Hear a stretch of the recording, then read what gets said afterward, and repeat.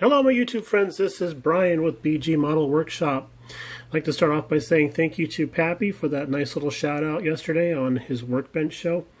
I really appreciate that. I've actually picked up a couple more subscribers, and also I'd like to say to my subscribers, thank you for subscribing. I didn't really realize I was going to actually get people to subscribe. So I'm just tickled to death about that. I'm super excited. So thank you so much for signing up. I appreciate that. I've also been subscribing in return, so I'm checking out your channels, and I really like what I'm seeing. I'm picking up some nice tips here and there. Really appreciate what you guys have been doing.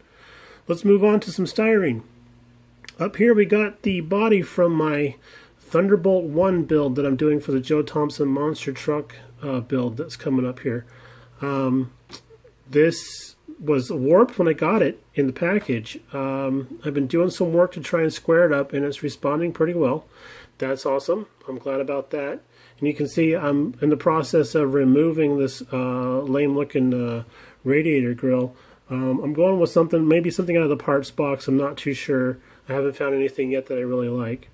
But on the side here, I'm deleting this molding that goes along here, along with the turn signals. As a monster truck, I don't think you need to have that kind of stuff. I wanted this to be more plain Jane, you know, everyday work a day type of thing. So I've already gone through and done it down here.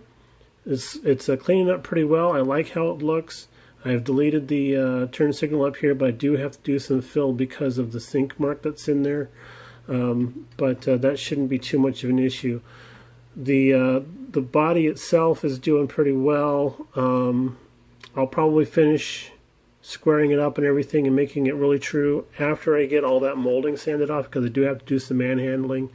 But before I do put the fill in, I will get the truck as right as can be. And I was really fearing that this is going to be a throwaway type of deal or a parts box deal, but it's responding really well to the work. And we'll see how much more we got to do here. So that's pretty cool there. In my last video, when I introduced this vehicle, I was actually kind of disturbed by the tires. Well, I shouldn't say disturbed, but I should say saddened. These are off of a toy. I swear they are. I mean, look at the back sides and everything. And there's a saucer-like plate that goes over the back here to fill all this in. But I just didn't like how they looked, and I had made that complaint on the video. And a couple of friends, Joe Thompson and Old Tom over at Rambler69, suggested that I go on eBay and see what I can find there. And I found these guys. So I was pretty happy about that. I mean, they're already weathered. I'm like, what a deal, right? Don't even have to weather them. But I love these tires. They're just proportioned so well. They're squishy a little bit, you know. So if I add some weight to the truck, maybe they'll actually have a little bit of a sag to them and everything. But the only deal on these is that the center, there's only one of them has a center hub, which I already knew when I bought it. I just figured I'd figure out something when I got them here and took a look at them and saw the dimensions and everything. But I was digging through the parts box looking for ideas and everything, and I had completely forgotten that many years ago an old friend of mine had given me some monster truck wheels. And I was intending to use these on a sci-fi build, like using them as the rocket thrusters for a spaceship or something. Doing them up in flat black with some dry brushing and stuff to make them look like thrusters. And the bolt patterns in there kind of remind me of like injectors or something like that, you know. So I thought that would have been kind of fun to do it with that, but I never got around to using them, and I guess I know why now, because I'm using them for this monster truck build. The center hubs in these things, and pop one out here real quick, are heavily glued to the backers. I mean, I think the guy who had these ahead of me had probably stock and tester's tube glue, because that's what it looks like is down inside of there. So with some sawing and some patience, I was able to remove that from there, and then cut off, there's a little locator ring here. So remove that on the newer ones, and then everybody matches up nice and happy and stuff like that. So with everything together, these things are going to look pretty trick.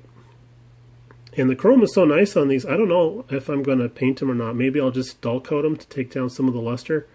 But I was really happy to have that kind of luck happen for this type of build, because, speaking of luck, here's the chassis. I wasn't having much luck with the chassis. As you can see here, it says RR. That's for right rear. Well, obviously, that is not the right rear. That's the left rear. So the issue was that I didn't realize this in the instructions and stuff, but the this whole rear end here is actually a mirror image of the front end. So the springs, I had them going wrong way around, and this one was on the wrong side and everything. So I ripped all that off, re-glued it back on again, and it's nice and sturdy. The wheels are going to be in the right locations now. These braces weren't lining up properly before. I was wondering why. That's when I realized everything was on there backwards and stuff. But I did have to go and add some styrene blocks here and there, especially on the leading edges, because here's one of the shock towers, right? Well, it has a locator pin down at the bottom. Eventually, there we go. But it was interfering with the spring. So what I did was I moved the mounting parts, the mounting areas out a little bit so that they would actually touch. I can brace those nicely and glue them nicely. They're not interfering with, can you guys see there? Not interfering with the springs anymore. The clearance is pretty tight, but it's about the same as what's in the rear. So we did that on the back and on the front, and then we're just going to kind of sand them down a little bit, make them look pretty like they're supposed to be there. And then everybody's going to be nice and pretty. Probably get this into prime tomorrow. The weather here in Arizona has been kind of crappy. We get monsoons through here where the humidity is pretty high. It's 110 degrees outside with 70% humidity, and it's not good for painting.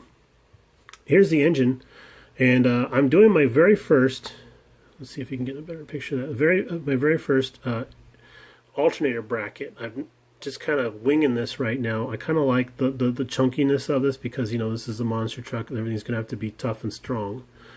So I just did this out of some square tubing. I glued it on there, drilled a hole through there, put a pin through there so it would keep its distance and it wouldn't collapse on me.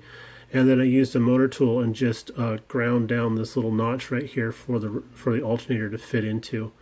And I hope that works out well. The geometry and everything is going to probably be a little tricky with the different size pulleys and everything.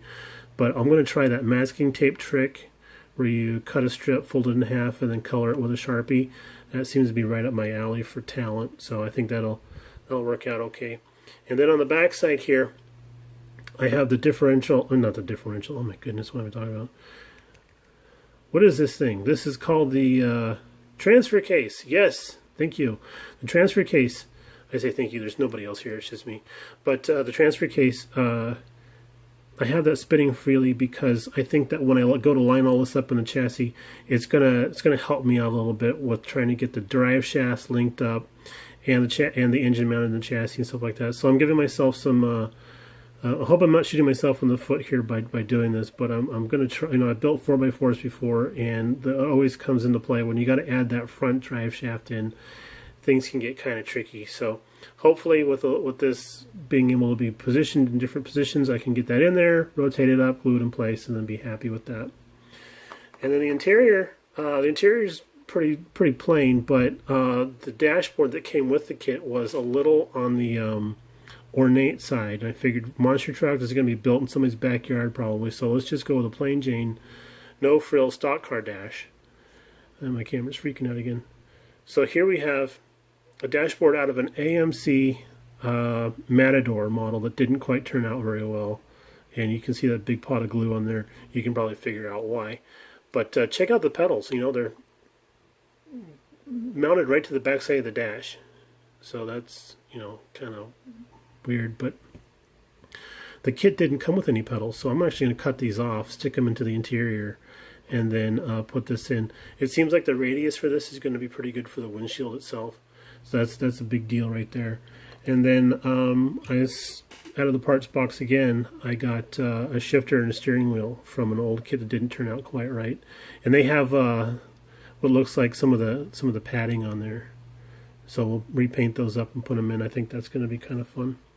But yeah, that's what we got going on the bench. Thanks again to my subscribers. Everybody take care. Have a good weekend, and we'll see you again. Bye.